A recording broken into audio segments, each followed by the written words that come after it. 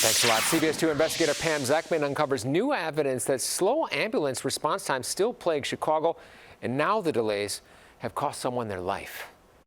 I was just crying by then because I had saw how much blood she was losing. Ariel Caruth's 56-year-old grandmother, Tina Williams, collapsed and lay bleeding on her front stoop after her IV access port started leaking. The family called 911 for help, not once, but 5 times. She's bleeding everywhere. She's not responding. Rise pressure. We're already on our way. Well, our help is bleeding out, and we need an ambulance. We're taking out. It took 8 agonizing minutes for an ambulance to get there, 2 minutes longer than the fire department's 6-minute goal. She really died in my arms at the scene. She died in your arms? She died in my arms. Pull it tight like that. All Tina Williams needed was a $15 standard issue tourniquet to stop the bleeding. Chicago paramedic Field Chief Pat Fitzmaurice has been calling out city officials about ambulance delays for 33 years. Can 2 minutes make a difference in a case of a patient bleeding out like that?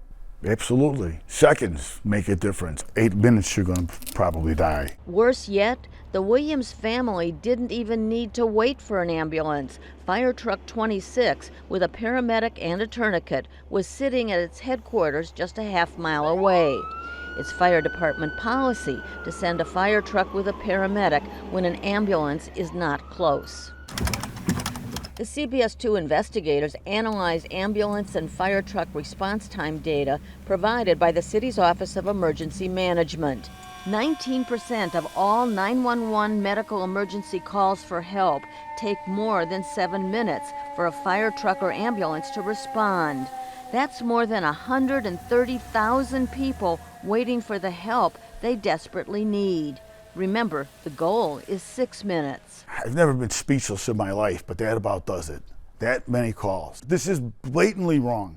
A report prepared for the Paramedics Union is calling for 20 more ambulances, which would increase the fleet to 100 rigs. The fire department says that report is unreliable, and so is the 911 center data. It's now negotiating with the University of Chicago for yet another study on ambulance response times. And a 911 center spokeswoman says it's investigating whether dispatch protocols were violated in Tina Williams' death case. Pam Zekman, CBS 2 investigators.